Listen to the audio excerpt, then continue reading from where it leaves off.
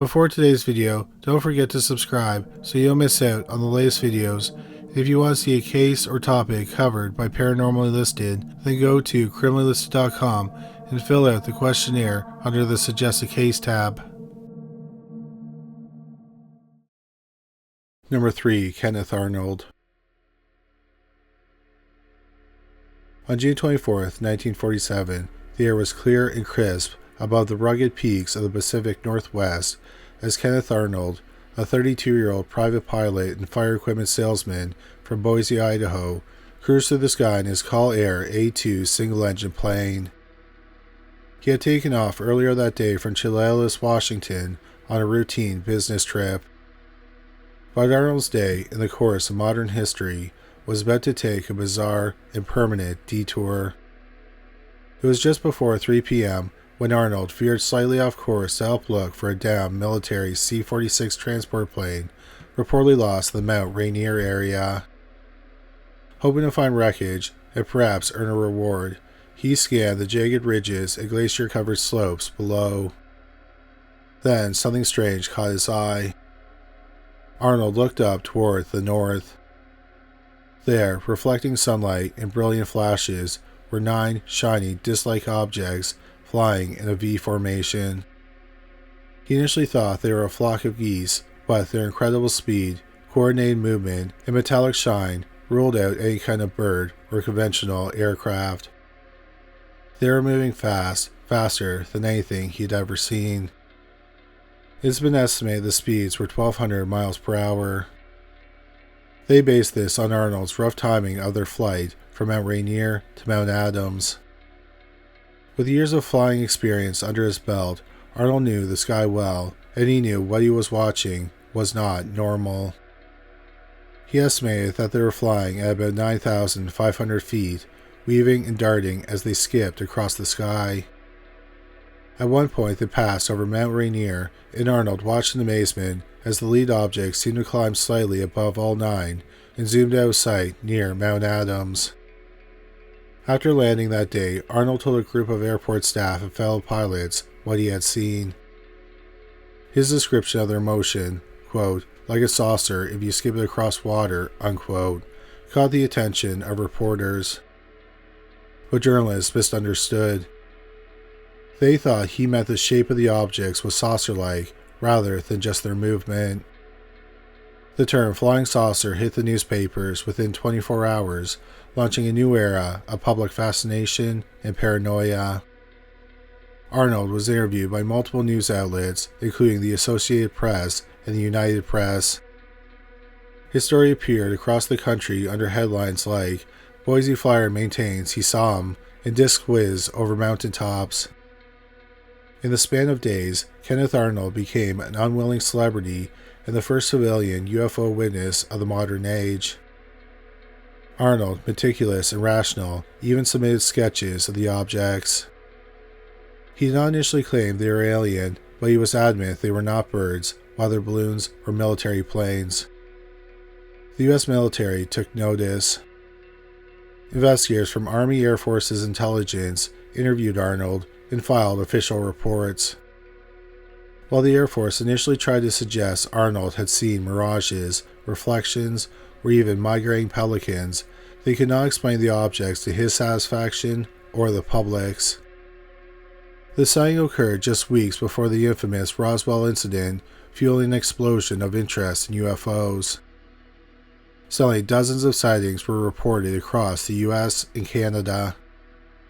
Some believed that Arnold had truly seen extraterrestrial craft, while skeptics accused him of seeking fame. Despite criticism and mockery, Arnold maintained the truth of what he saw for the rest of his life.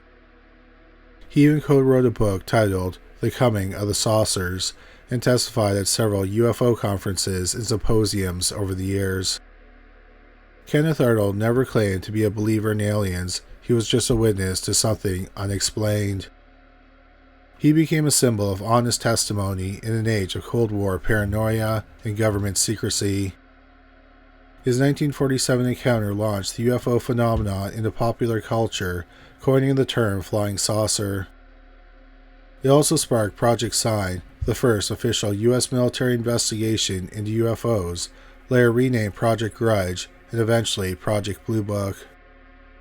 To this day, ufologists consider Arnold's sighting one of the most credible in history, not just because of what he saw, but because of who he was, a clear-headed, respected pilot who had no reason to lie.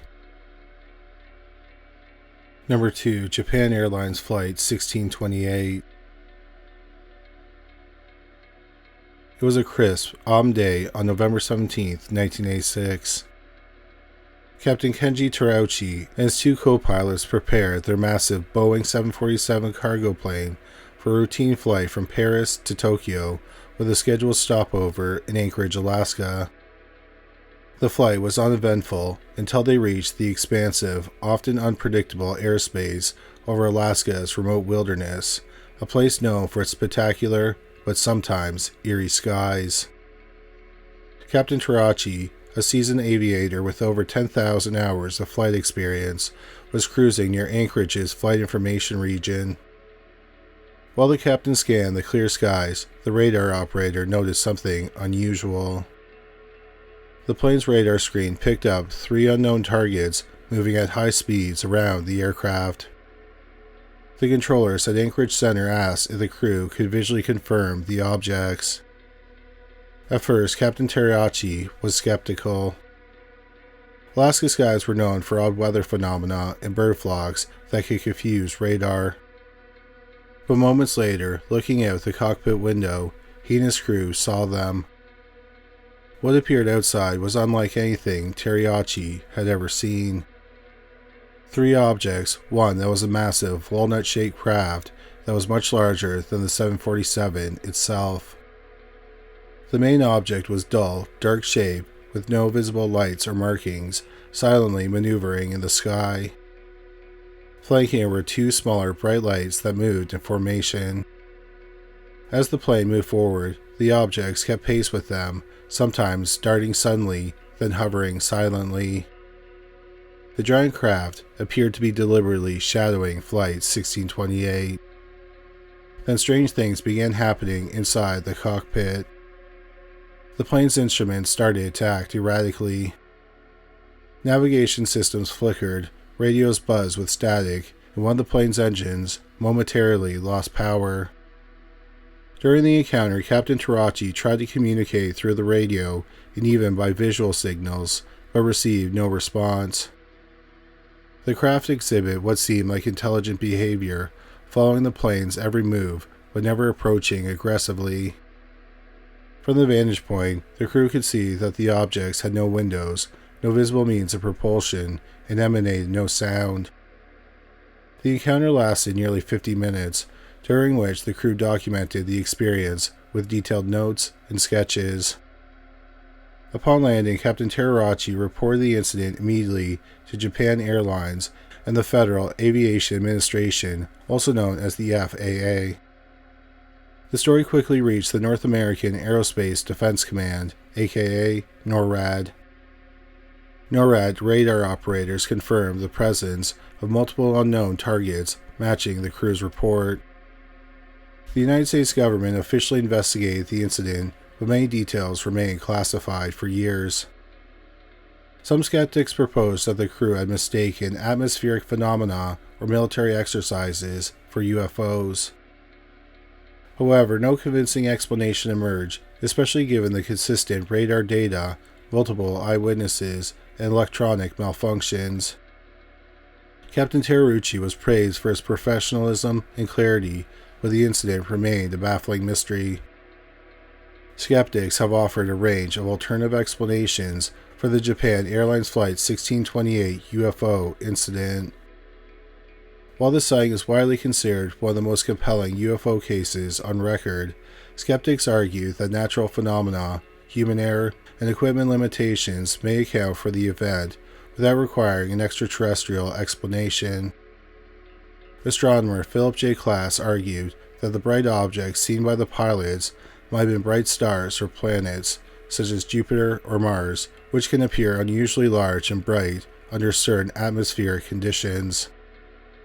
However, this theory is weakened by the fact that multiple objects were seen in motion with the crew describing physical movement and shape.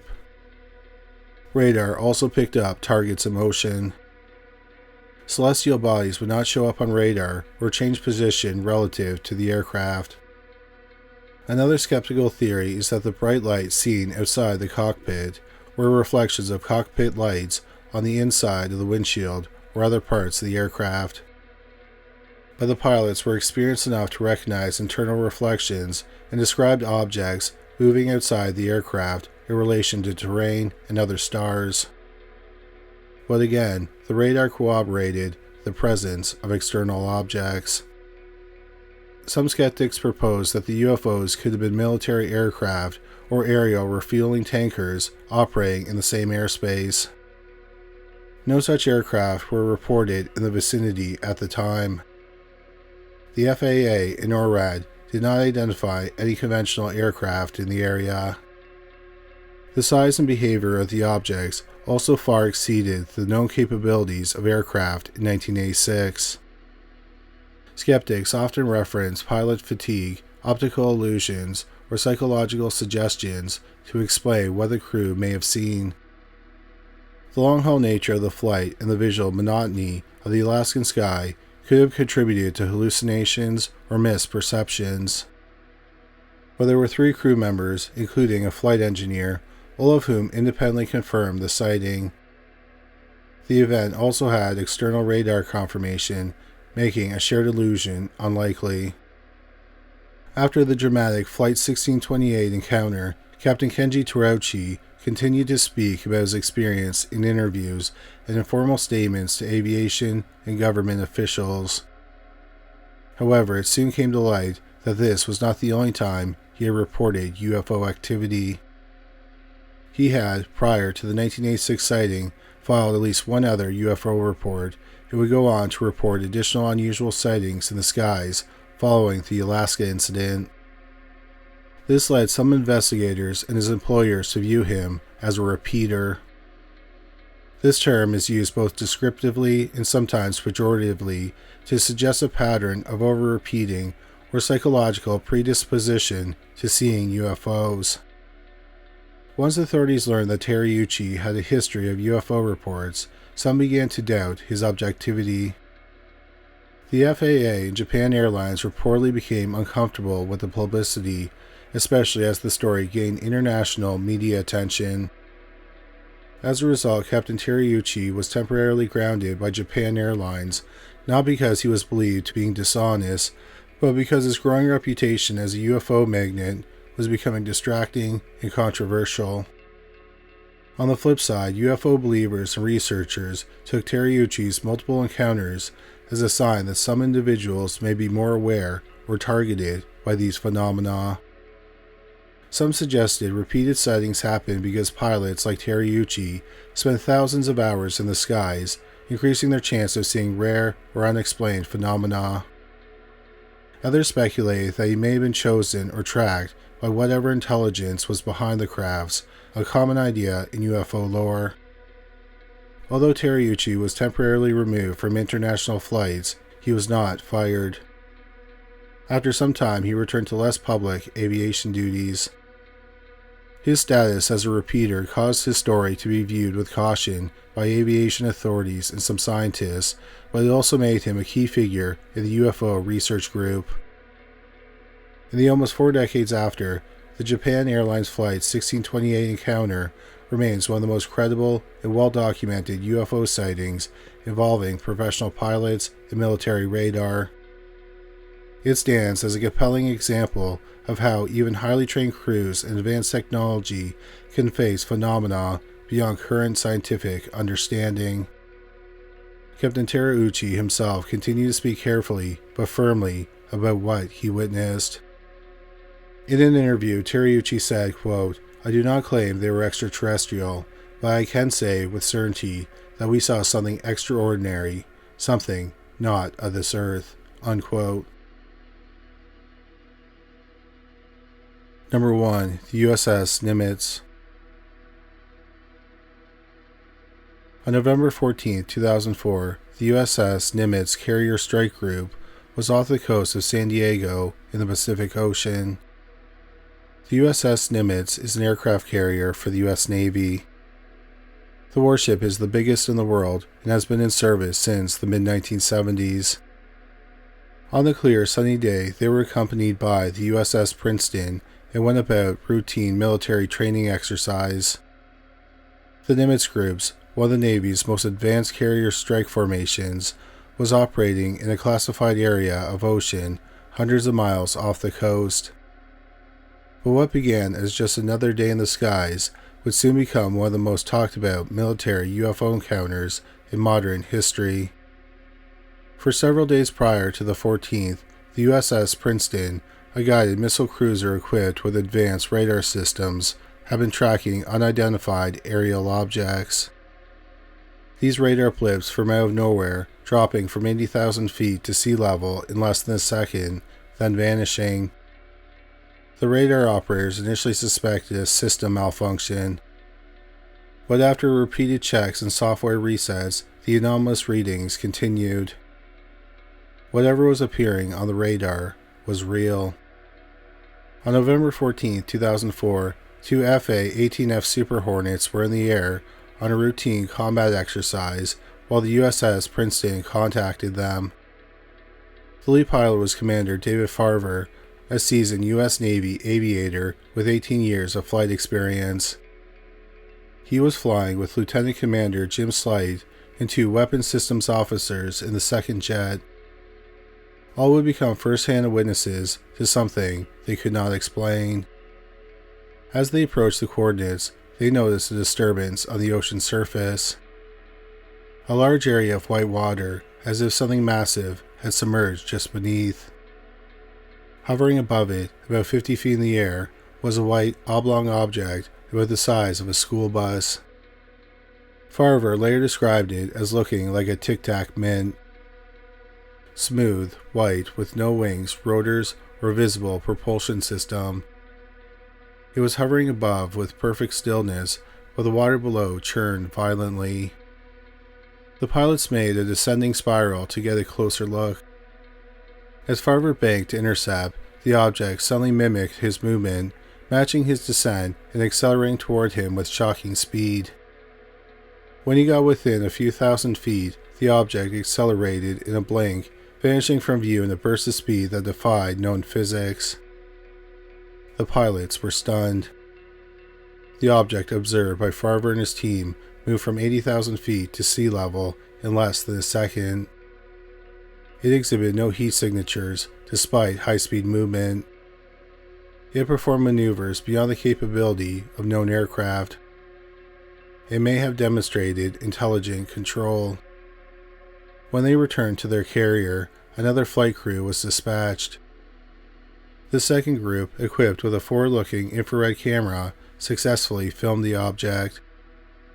The video would later become world-famous, showing a glowing oval-shaped craft rotating mid-air with no visible propulsion as it streaked across the sky. It's known as the FLIR 1 and gimbal videos. These are not optical illusions.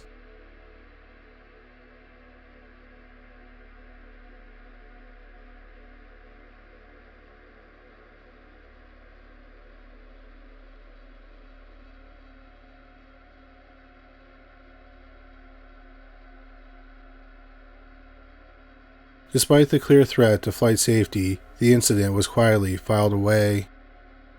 There was no formal debrief, no conclusion, no public statement. Years passed.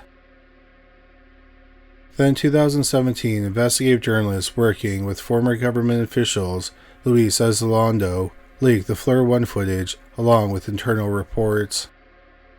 The U.S. Department of Defense confirmed that the videos were authentic. By 2020, the Pentagon officially declassified the footage, and the incident became a core part of the modern UAP disclosure movement. The U.S. Navy acknowledged that the objects were unidentified and confirmed that similar incidents were happening with increasing frequency. In response, the All-Domain Anomaly Resolution Office, also known as the AARO, was created to centralize government investigations into these incidents. Skeptics and debunkers have proposed many theories to explain the FLIR 1 video. They say camera parallax or gimbal rotation, causing illusions of movement or rotation. But the sudden disappearance from view is not explained by tracking errors. The object could be a distant jet or a drone not showing heat due to the viewing angle or range. But eyewitnesses visually confirmed a real object moving erratically and performing impossible maneuvers before the camera ever recorded it. The object was also seen on radar, just not IR. In the gimbal video skeptics claim that the rotation may be an artifact of the gimbal system inside the camera. However, this does not explain the object's stability and orientation during rotation, the lack of observable aerodynamic control surfaces, and multiple Navy pilots confirming it rotated visually, not just on camera. Commander David Farver has given multiple public interviews, including appearances on 60 Minutes, The Joe Rogan Experience, and testimony before U.S. Congress in 2023. He has never changed his story. He said, quote, "I don't know what it is, I just know it wasn't from around here," unquote. It remains one of the strongest UFO cases in modern history, one with no conclusive explanation to this day. Thank you so much for watching today's video. If you enjoyed it, we'd really appreciate it if you subscribed. Also, don't forget to watch our shorts on YouTube, Instagram, and TikTok. Once again, thank you for watching.